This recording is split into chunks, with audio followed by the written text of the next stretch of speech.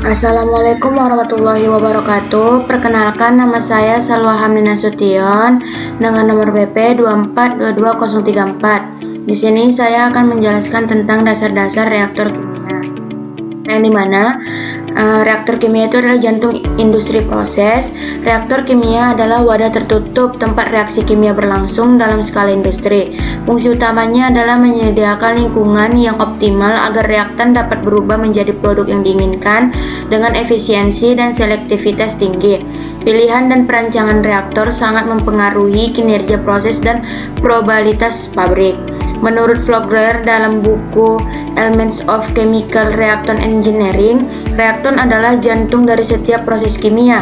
Pemahaman mendalam tentang jenis dan perilaku reaktor sangat esensial bagi insinyur kimia.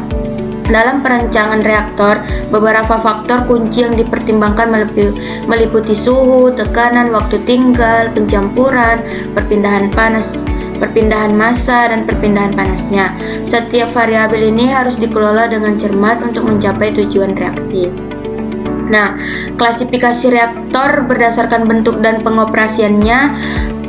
Reaktor kimia dapat diklasifikasikan berdasarkan metode pengoperasian dan bentuknya. Pemilihan jenis reaktor bergantung pada karakteristik reaksi, kondisi operasi, dan tujuan produksi.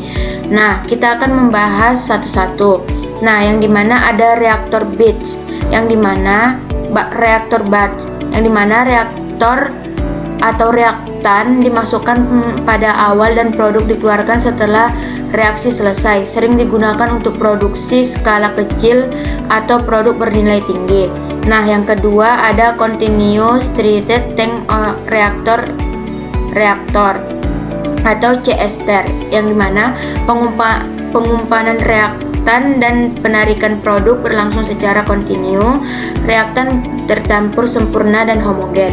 Nah, yang ketiga ada Plug Flow Reaktor atau PFR, yang dimana aliran reaktor seperti plug yang bergerak tanpa pencampuran aksial namun tercampur radial. Kondisi bervariasi sepanjang reaktor.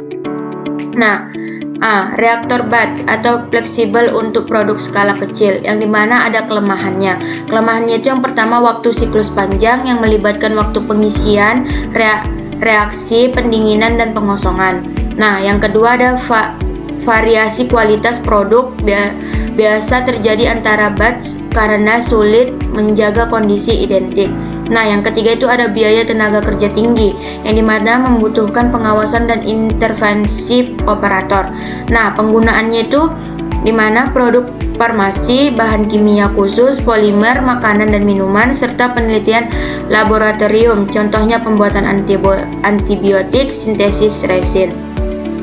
Adapun keunggulan dari batch ini, yang pertama ada fleksibel tinggi, yang dimana dapat memproses berbagai jenis produk atau reaksi. Yang kedua itu mudah dikontrol, yang dimana kontrol suhu dan tekanan relatif mudah. Nah, yang ketiga itu ada investasi awal rendah, cocok untuk produksi skala kecil atau penelitian. Nah, yang selanjutnya yang kedua ada operasi kontinu dengan pencampuran sempurna, yang dimana ada keunggulannya kontrol suhu yang baik, volume besar, dan pencampuran yang efisien memudahkan pengaturan suhu. Dan yang kedua itu ada biaya operasi rendah, yang otomatis proses mengurangi kebutuhan tenaga kerja. Nah, yang ketiga ada cocok untuk reaksi dengan laju reaksi rendah, yang dimana waktu tinggal rata-rata dapat diatur panjang. Adapun kelemahannya itu yang pertama ada konversi rendah, yang dimana konversi reaktan selalu paling rendah di dalam reaktor. Yang kedua itu ada ukuran reaktor besar.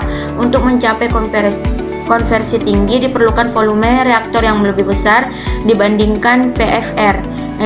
Masalah bypass dan short circuiting jika desain tidak optimal. Nah, penggunaan dari alat ini yang pertama digunakan secara luas dalam industri petrokimia, pengolahan air limbah, fermentasi, dan produk polimer. Contohnya reaksi saponifikasi, polimerisasi, dan suspensi. Nah, selanjutnya ada efisiensi tinggi untuk reaksi cepat, yang dimana ada kelemahannya itu pun kontrol suhu sulit atau PFR rentan terhadap hotspot atau Runau reactants, fleksibilitasnya rendah, terus pencampurannya buruk yang dimana tidak cocok untuk reaksi yang membutuhkan pencampuran intensif antara fase. Penggunaannya itu ada induksi petrokimia, charging, oksidasi gas, dan sintesis anomia. Contohnya itu ada produksi etilen dari etana, oksidasi SO2 menjadi SO3. Nah, keunggulannya itu ada yang pertama efisiensi volume tinggi yang dimana konversi produk per volume reaktor lebih tinggi dibandingkan CST. Yang kedua sangat baik untuk reaksi orde tinggi yang dimana konsentrasi reaktan tinggi di awal meningkat laju reaksi. Nah, yang ketiga cocok untuk produksi skala besar dan kontinu. Nah, selanjutnya, aplikasi industri dan contoh nyata reaktor kimia. Setiap jenis reaktor kimia atau niche-nya itu sendiri dalam industri kimia, pemilihan yang tepat dalam mengoptimalkan produksi dan biayanya. Yang pertama itu ada reaktor batch, yang dimana produksi obat-obatan atau misalnya aspirin, warna, tinta, dan kosmetik. Produksi bahan kimia dalam jumlah kecil dan spesifikasi tinggi. Yang kedua ada SCTR, produksi bubuk cair, fermentasi etanol, pengolahan dari limbah biologis, dan beberapa proses polimerisasi. Nah, yang ketiga ada PFR, removing katalitik bensin, produk asam sulfat atau proses kontak, sintesis metanol, dan charging hidrokarbon. Nah, selanjutnya, dasar perancangan reaktor atau persamaan neraca massanya.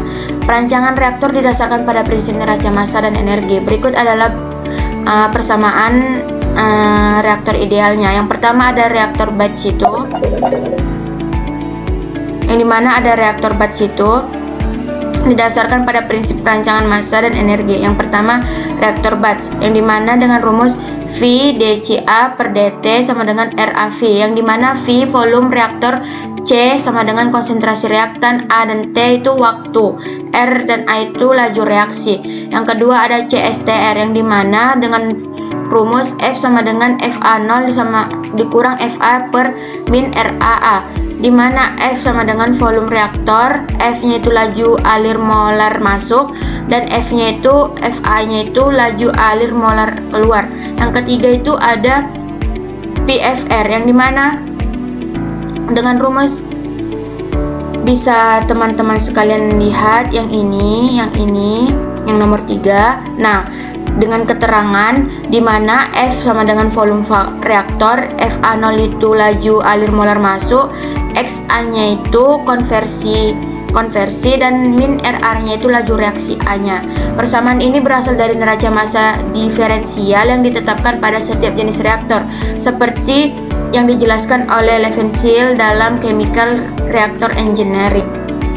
Nah, selanjutnya ada hubungan laju reaksi dengan volume reaktor. Laju reaksi atau min RAA merupakan faktor krusial yang menentukan volume reaktor yang dibutuhkan untuk mencapai konversi tertentu. Secara umum semakin cepat laju reaksi, semakin kecil volume reaktor yang diperlukan.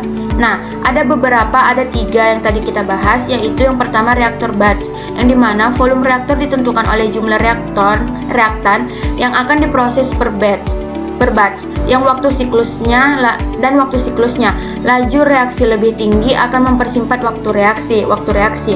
Nah, CSTR itu ada volume CSTR seringkali lebih besar dibandingkan PFR, yang dimana untuk mencapai konversi yang sama karena konsentrasi reaktor di dalam CSTR ini selalu sama dengan konsentrasi keluar yang merupakan yang terendah. Jadi CSTR ini yang paling terendah, dan VFR ini, volume VFR biasanya lebih kecil karena konsentrasi reaktan menurunkan secara bertahap secara reaktor, memungkinkan laju reaksi lebih tinggi di bagian awal reaktan. Nah, kesimpulan yang dapat saya ambil dari presentasi saya ini, yang pertama yaitu pemilihan dan perancangan reaktor yang tepat adalah kunci keberhasilan operasi industri kimia. Setiap jenis reaktor memiliki karakteristik unik yang harus dipertimbangkan secara cermat. Poin kuncinya itu reaktor yang pertama itu ada reaktor batch, yang mana ada fleksibel untuk produksi skala kecil atau produk bernilai tinggi. Nah, PFR itu ada efisiensi konversi tinggi per volume, cocok untuk reaksi cepat dan skala besar. C. ester itu ada operasi kontinu, pencampuran sempurna baik untuk kontrol suhu, namun volume cenderung besar. Nah, yang ketiga ada perancangan. Perancangan itu didominasi oleh neraca massa dan energi, mempertimbangkan laju reaksi dan konversi.